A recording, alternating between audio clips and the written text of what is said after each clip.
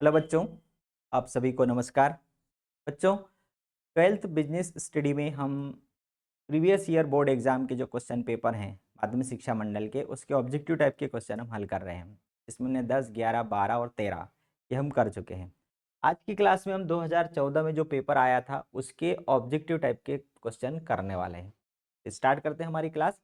देखिए, सबसे पहला क्वेश्चन हमारा दिया है रिक्त स्थान। रिक्त स्थानों में दिया है प्रबंध का सबसे पहला कार्य कौन सा है। तो हम सभी को मालूम है नियोजन, संगठन, नियुक्तिकरण, निर्देशन और नियंत्रण। ऐसे प्रबंध के 5 प्रमुख कार्य होते हैं। तो प्रबंध का जो पहला कार्य है वो क्या है? वो है नियोजन। ठीक है, प्लानिंग। और अंतिम कार्य पूछ लिया तो नियंत्रण।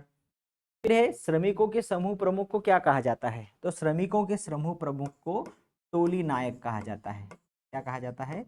टोली नायक। श्रमिक और उनका जो समूह होता है, ठीक है, तो वो टोली हुई और उनका जो प्रमुख होगा वो टोली नायक होता है। और ये किससे रिलेटेड है? ये जो FW टेलर ने वैज्ञानिक प्रबंध के जो सिद्धांत दिए हैं उसमें उन्होंने 8 नायकों को नियुक्त किया गया है, जिसमें श्रमिकों के समूह प्रमुख को टोली नायक बोलते हैं। भारत में खालिस्तान आर्थिक प्रणाली को अपनाया गया है। तो भारत में कौन सी प्रणाली को अपनाया गया है? मिश्रित आर्थिक प्रणाली।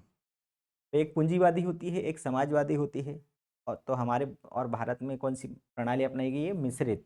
न पूंजीवादी न समाजवादी, दोनों का मिक्स मिक्स है। खालिस्तान बताते हैं कि किसी विशेष परिस्थिति में क्या करना है और क्या नहीं करना है। तो ये क्या बताते हैं? नियम। ये नियम जो होते हैं वो हमें ये बताते हैं कि आपको क्या करना है, क्या नहीं करना है, कैसे चलना है, क्या मतलब ये व्यवसाय में भी कुछ नियम बना दिए जाते हैं कि आपको ये कार्य करना है। भूतपूर्व कर्मचारियों को बुलाना बाह्य स्रोत है भर्ती का। कई बच्चे कंफ्यूज होते हैं कि ये भूतपूर्व कर्मचारी मतलब आंतरिक, लेकिन वो बाहर हो गया है, मतलब वो फर्म के बाहर हो गया है। अब यदि हम बुलाएंगे तो वो बाह्य स्रोत ही हुआ। तो भर्ती के 2 स्रोत है, एक आंतरिक और दूसरा बाह्य। तो भूतपूर्व कर्मचारियों को बुलाना ये भी बाहरी स्रोत हो गया। क्लियर? चलिए आगे बढ़ते हैं हम। क्वेश्चन नंबर 2, एक शब्द में उत्तर देना है हमें। तो देखिए, कई बार क्या होता है कि हमारी जो आप लोग जो मार्केट से जो बुक्स, गाइड या कुछ भी लेते हो, जो मटेरियल पढ़ने के लिए लेते हो, तो उनमें भी कई सारे जो क्वेश्चन होते हैं वो जो कि भ्रमित करने वाले होते हैं। इसलिए मैं आप लोगों को पूरा एक्सप्लेन करने के साथ बोल रहा हूँ। जो उत्तर जो सही है वही बताऊंगा, ठीक है। तो पहला है भर्ती का आधुनिक माध्यम क्या है? तो आज के समय में सबसे ज़्यादा भर्ती का आधुनिक माध्यम क्या है? इंटरनेट। ये हमें कहाँ से पता चलता है? तो हम सीधे गूगल पे सर्च करते हैं, इंटरनेट के माध्यम से हम सीधे साइट पर जा करके भर्ती के बारे में पता कर लेते हैं। वित्तीय विवरणों से विभिन्न अनुपातों की गणना करना क्या कहलाता है? तो वित्तीय विवरणों का विश्लेषण। ठीक है। अब यहाँ पर वित्तीय विवरण मतलब व्यापार, लाभानी और चिट्ठा। ठीक है। अब ये वित्तीय विवरणों से मतलब व्यापार खाते से, लाभानी खाते से और चिट्ठे से विभिन्न अनुपातों की गणना करना। तो विभिन्न अनुपातों की गणना करना, तो ये आ गया अनुपात शब्द आ गया, मतलब आप लोगों को उस चैप्टर का नाम लिख देना है अनुपात विश्लेषण। हमारा जो एक अकाउंटेंसी में चैप्टर है अनुपात विश्लेषण। ठीक है। अब ये अनुपात विश्लेषण कहलाता है। अब आप लोगों को ध्यान आ रहा होगा, 11th क्लास में हमने लेखांकन की प्रक्रिया पढ़ा था। और लेखांकन की प्रक्रिया मतलब लेखांकन क्या है, अकाउंटिंग क्या है? एक प्रोसेस है। इसमें सबसे पहले अभिलेखन मतलब रिकॉर्डिंग का काम किया जाता है, जो हम जर्नल में करते हैं। उसके बाद क्लासिफिकेशन का काम किया जाता है, जो कि हम लेजर में करते हैं, खाता बही में करते हैं। तो अभिलेखन, वर्गीकरण, और उसके बाद थर्ड स्टेज कौन सी है? सारांशीकरण। सारांशीकरण में हम व्यापार, लाभानी और चिट्ठा बनाते हैं। ठीक है। और उसके बाद होता है विश्लेषण। ठीक है। तो विश्लेषण हम कहाँ पढ़ रहे हैं? ये 12th क्लास में आप जो वित्तीय विवरणों का जो विश्लेषण है, ये अपने आप लोगों ने अभी जो कंपनी का जो चिट्ठा पढ़ा, जिसमें संपत्तियां कौन सी होती है, दायित्व कौन से होते हैं, उसके शीर्षक कौन से हैं, सब हेडिंग कौन कौन सी है। इसके बाद में चिट्ठा समझने के बाद में अब जो वित्तीय विवरणों का विश्लेषण करने की अलग अलग विधियां होती हैं। ठीक है। तो जो आपके एक कोर्स से हट गया, जो पहले था तुलनात्मक आय विवरण, समाकार विवरण, अनुपात विश्लेषण, और इसके आगे एक और जो चैप्टर आप पढ़ रहे हो रोकड़ प्रवाह विवरण, ये सब क्या है? ये है वित्तीय विवरणों के विश्लेषण। मतलब जो हमने वित्तीय विवरण बनाए, व्यापार, लाभानी और चिट्ठा, इनका अब हमें क्या करना है? एनालिसिस करना है।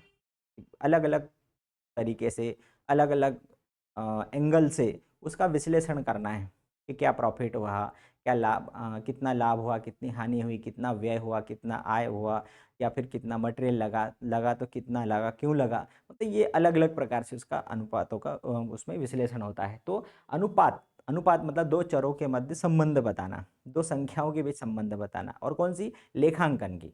लेखांकन मतलब अकाउंट के अंदर जो दो आंकड़े आए हैं, जैसे मान लो लाभ, सकल लाभ, तो सकल लाभ का संबंध किससे है, विक्रय से है। तो यदि इतना विक्रय हुआ, उस पर इतना लाभ हुआ, तो उनके बीच में क्या संबंध रहा, उनके बीच में क्या अनुपात रहा।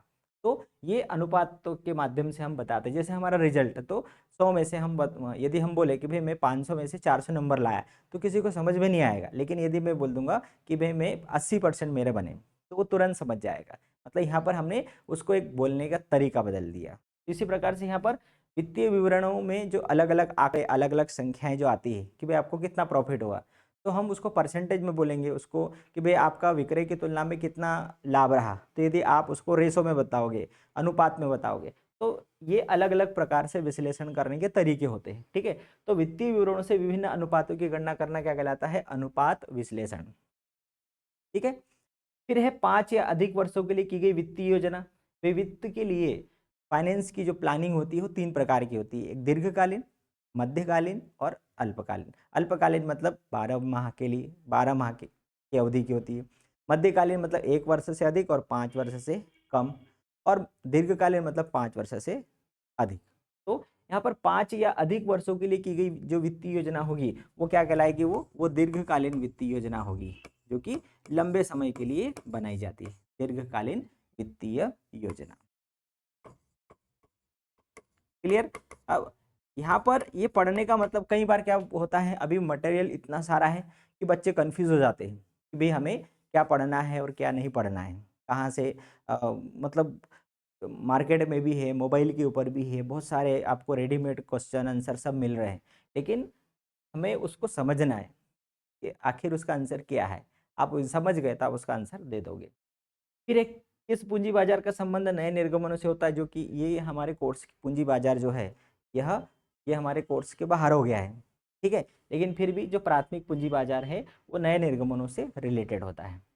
माल की पैकिंग, ये भी हमारा पत्र जो है ये भी कोर्स के बाहर हो गया। मतलब ये दोनों हमारे कोर्स के बाहर वाले क्वेश्चन। चलिए आगे बढ़ेंगे, हम क्वेश्चन नंबर 3 में सही जोड़ी में आ जाएंगे। तो उसमें विनियोग निर्णय, इन्वेस्टमेंट डिसीजन लिया जाता है। तो ये विनियोग निर्णय क्या है, तो ये वित्त कार्य क्षेत्र संबंधी है, मतलब फाइनेंस से रिलेटेड है। और इसलिए हमारा आंसर क्या आ जाएगा, फर्स्ट आ जाएगा, विनियोग निर्णय लेना, है ना। फिर है लाभ हानि विवरण। तो लाभ हानि विवरण ये अल्पकालीन वित्तीय नियोजन हो गया, क्योंकि 12 महीने की अवधि का होता है। ये जो लाभ हानि खाता जो बनाते हम, ठीक है, तो ये 12 महीने की जो लेन देन होता है उस आधार पर बनाया जाता है। तो लाभ हानि विवरण मतलब अल्पकालीन वित्तीय नियोजन हो गया, ये हो गया, सेकंड हो गया। पूंजी संरचना, भाई पूंजी की संरचना करना, तो पूंजी दीर्घकालीन भी होती है, अल्पकालीन भी होती है ना। तो ये का संबंध किससे हो गया, ये स्थाई से रिलेटेड हो गया। पूंजी संरचना का संबंध किससे है, ये स्थाई पूंजी से रिलेटेड। अत्यधिक तरलता, अत्यधिक तरलता, अब यहाँ अत्यधिक मतलब बहुत ज्यादा, तरलता का मतलब होता है लिक्विडिटी। तरलता मतलब जो बहाव जिसमें होता है, जैसे पानी है, तेल है। इसी प्रकार से कैश, अकाउंटेंसी में तरलता का मतलब कैश से, रोकड़ से होता है। ठीक है, जब व्यापार में जो पैसा है वो अधिक, उसकी जो लिक्विडिटी कि भाई आप तुरंत उसको कैश में बदल सको, ऐसे कौन कौन से स्रोत है जिनके माध्यम से आप उसको तुरंत कैश में बदल सकते हो। ठीक है, तो खजाना बिल मतलब ट्रेजरी बिल जो होता है कि वो, उसमें बहुत अत्यधिक तरलता होती है कि आप उसको ट्रेजरी में मतलब बैंक में लगाओगे और आपको पैसा मिल जाएगा, कैश मिल जाएगा।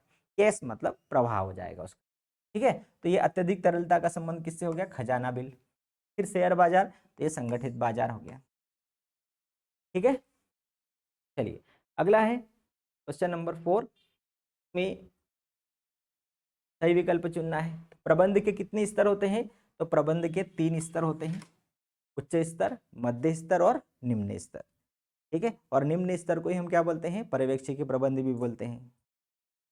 वैज्ञानिक प्रबंध का जनक किसे कहा जाता है, FW टेलर को कहा जाता है। वैज्ञानिक प्रबंध का जनक मतलब वैज्ञानिक प्रबंध के सिद्धांत किसने दिए, टेलर ने। और सामान्य रूप से यदि पूछा जाता है कि प्रबंध के सिद्धांतों का जनक किसे कहा जाता है, तो वो है हेनरी फ्योल। लेकिन वैज्ञानिक शब्द आ गया तो टेलर आ जाएगा।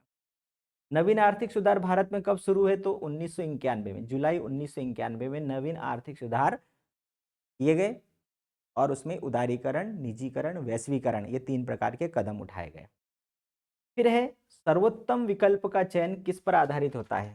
सर्वोत्तम विकल्प, जैसे अभी हम खुद ही कर रहे हैं, 4 विकल्प हैं, 4 विकल्प में से सर्वोत्तम विकल्प मतलब सही आंसर कौन सा है उस पर हम टिक कर रहे हैं। इसी प्रकार से जब प्लानिंग बनाते हैं, तो जब नियोजन बनाया जाता है, प्लानिंग बनाई जाती है, तो उसके लिए हमारे पास में अलग अलग विकल्प आते हैं। विकल्प मतलब अलग अलग रास्ते रहते हैं, उनमें से सर्वश्रेष्ठ रास्ते को चुनना होता है। तो सर्वोत्तम विकल्प का चयन किस आधार पर करेंगे? तो विश्लेषण का मूल्यांकन हम क्या करेंगे, जो विकल्प है उन विकल्पों का विश्लेषण करेंगे। जैसे 4 विकल्प हैं ये, है ना? तो 4 विकल्प हैं तो उनका एनालिसिस किया जाएगा, उनका मूल्यांकन किया जाएगा और उसके बाद में फिर हम उस पर डिसीजन लेंगे।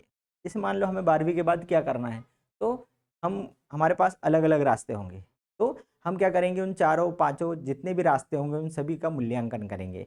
हमारे लायक क्या है, हमारी क्षमता के आधार पर क्या है, हमारे फाइनेंशियल स्टेटी क्या है, मतलब हम कहाँ जा सकते हैं, क्या कर सकते हैं।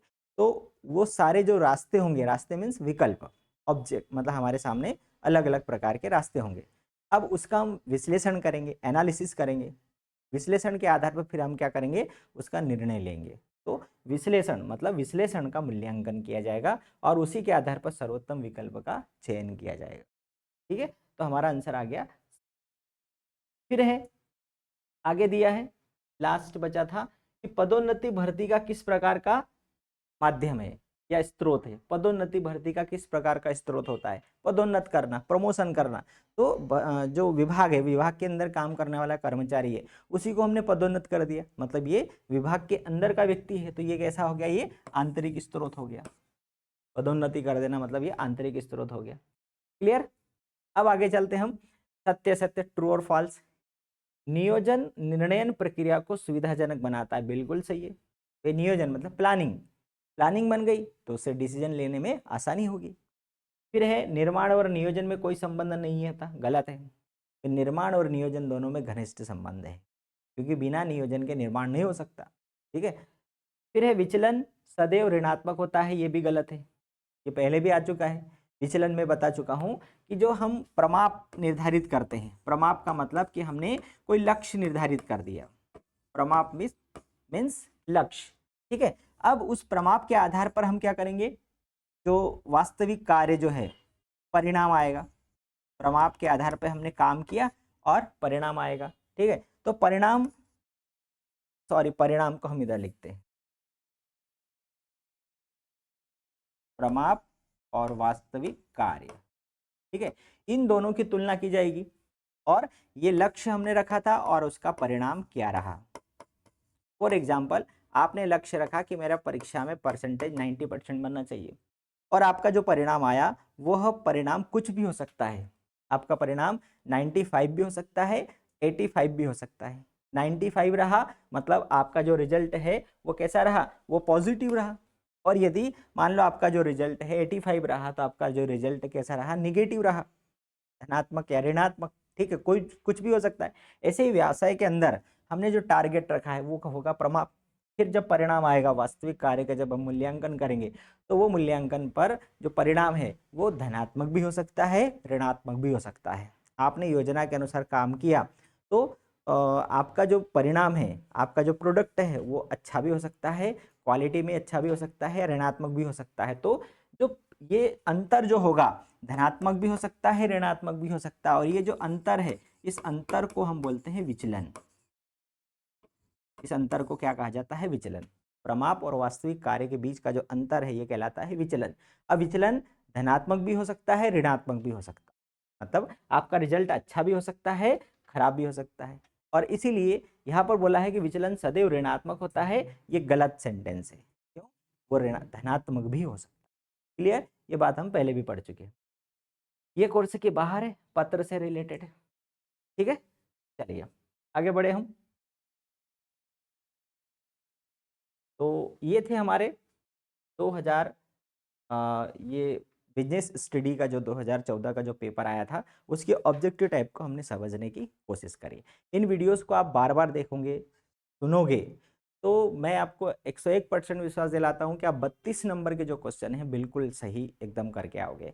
मान लो कोई नया क्वेश्चन भी आता है तो भी आप थोड़ी देर के लिए जब सोचोगे तो आप उसका आंसर जरूर दे दोगे। ठीक है, तो अगले वीडियो में अगले पेपर के साथ में ऑब्जेक्टिव लेकर के फिर मिलेंगे, तब तक के लिए नमस्कार।